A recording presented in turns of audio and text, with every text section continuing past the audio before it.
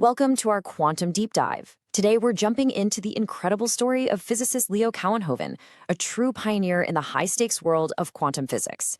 His quest led to some amazing triumphs, and one of the biggest scientific controversies in recent memory. We're basing this explainer on a really detailed essay by Georg Owen Schneepatt that captures the whole journey. So what does happen? That's really the heart of the story here. It's a tale about huge scientific ambition, a breakthrough that looked like it would unlock the future, and then a moment of reckoning that sent some serious shockwaves through the entire field of quantum physics. Let's get into it. All right, to really get what Leo Kouwenhoven's journey was all about, you first have to understand the massive problem he was trying to solve, and that is, how on earth do you build a quantum computer that's not just powerful, but actually stable enough to be useful for, well, anything? Okay, so this slide gets right to the point. On one side, you've got your standard qubits. These are the building blocks of today's quantum machines. They're powerful, for sure, but they are unbelievably fragile. I mean, the slightest little vibration or temperature change, what physicists just call noise, can completely wipe out the information they're holding. But on the other side, that's the dream, the topological qubit. The idea here is that the information isn't just sitting in one vulnerable spot. Instead, it's kind of woven or braided across a whole system, which makes it naturally protected from errors. It's the holy grail of a truly reliable quantum computer. So what's the secret ingredient for building this revolutionary computer? Well, it was thought to be this exotic, almost mythical particle called the Majorana fermion. It was first theorized way back in 1937. And the weird thing about it, it's its own antiparticle. Physicists predicted you could coax these things into existence in very specific, custom-built materials. If you could find them, you'd have the key to creating those super-protected topological qubits. And this is where our main character steps onto the stage. Leo Kouwenhoven, a brilliant Dutch experimental physicist, basically made it his life's mission to hunt down this elusive ghost particle and make the dream of topological quantum computing a reality. But, you don't just wake up one day and decide to chase a ghost particle. Before Kouwenhoven could even think about Majoranas, he had to build a really unique set of skills. His early career laid the perfect groundwork, making him one of maybe a handful of people on the planet with the expertise to even try something this ambitious. His story really kicks off at TU Delft in the Netherlands, which is a huge global hub for this kind of nano-level science. He dove headfirst into condensed matter physics, focusing on how electrons zip around in these tiny man-made structures. His PhD work in the early 90s was a big deal, and by the end of the decade, he was already a world-renowned expert because of a technology he helped invent. And that technology was quantum dots. You can think of them as tiny little boxes or prisons for electrons. They're so small that they start acting like artificial atoms. And his work with these things gave Kouwenhoven this insane level of control over the movement of single electrons. It was a skill that would become absolutely critical for the next phase of his career. So, armed with this total mastery of the nanoscale, Kouwenhoven set his sights on the biggest prize in the entire field, creating and detecting the Majorana fermion for the very first time. So how exactly do you find a ghost particle? Well, the theory basically gave them a recipe.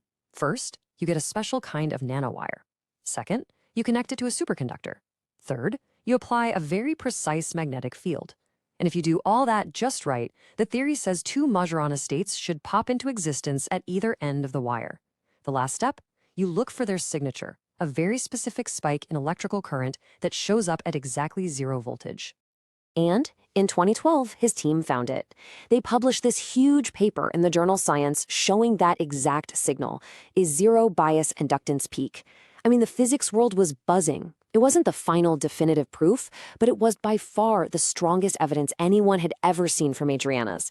The community was calling it a potential milestone. Okay, so the 2012 signal was really promising, but it wasn't perfect. To be the absolute, undeniable proof, the theory predicted that the signal needed to have a very specific universal height, a value called 2e²/h. This perfectly measured or quantized signal would be the smoking gun. And so the race was on, with Kouwenhoven's lab leading the pack to find it. Now, this hunt for the perfect signal brought Kouwenhoven into a powerful new partnership. He became the scientific director of Microsoft's Quantum Lab, right there in Delft. Suddenly, he had access to resources that were way beyond what a normal university lab could ever dream of. This set the stage for what looked like his ultimate triumph. And in 2018, Kouwenhoven's team published another bombshell paper, this time in the super prestigious journal Nature. The title really said it all: quantized Majorana conductance. They were claiming they had finally seen it, that perfectly quantized smoking gun signal. It made headlines all over the world. It really seemed like the age of topological quantum computing had finally arrived. But then, 3 years later, it all came crashing down. In March of 2021, the scientific community was just stunned when that Nature paper was officially retracted. The celebrated discovery was completely undone. So, what went wrong? Well, an internal investigation by Microsoft figured it out. Turns out the clean, perfect-looking data in the paper didn't really show the whole messy picture of the experiment. That quantized signal wasn't nearly as consistent or reproducible as they had claimed. The data they published was basically a highlight reel, a very selective look at the best measurements they found, not the complete set. Now, it's really important to be clear here. This was not a case of fraud or faking data. The review concluded it was a case of confirmation bias, of scientists wanting so badly to see a signal that they kind of overinterpreted messy results. But this whole thing sparked a massive and, frankly, a very necessary conversation in the physics community about scientific integrity, the pressure to publish, and why transparency is just absolutely non-negotiable.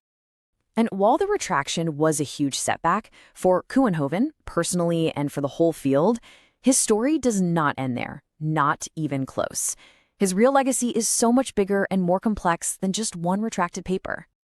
I mean, just look at his impact. He mentored over 30 PhD students who are now running their own labs and leading the field. He built that incredibly powerful bridge between university research and corporate R&D with Microsoft. And the experimental techniques and the materials he developed, they're still the gold standard used in labs all over the world today. His foundational work is still shaping how the next generation of quantum devices are being designed. You know, in the end, Kouwenhoven's whole journey is this powerful reminder of what science is really like. It's not some clean, straight path to the truth. It's a messy human process.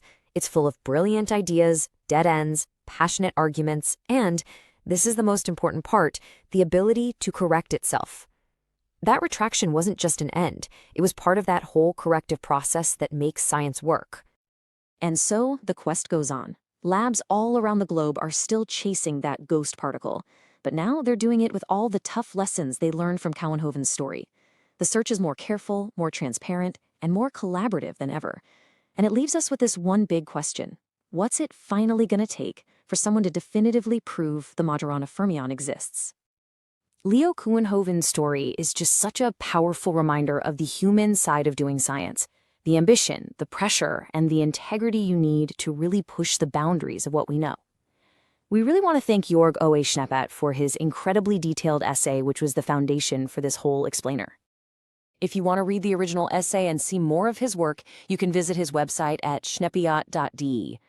Thank you for joining us, and goodbye. Schneeppert.de is a private project by Jörg O.A. Schneeppert dedicated to promoting quantum technology. Its mission is to present knowledge in a way that is clear, precise, and transparent for those just starting out, as well as for experts who wish to deepen their expertise. He firmly believes that education and access to well-structured information are the keys to unlocking the full potential of this future technology. If his work helps you realize your own visions and actively and consciously shape quantum technology, then the goal of his project has been achieved.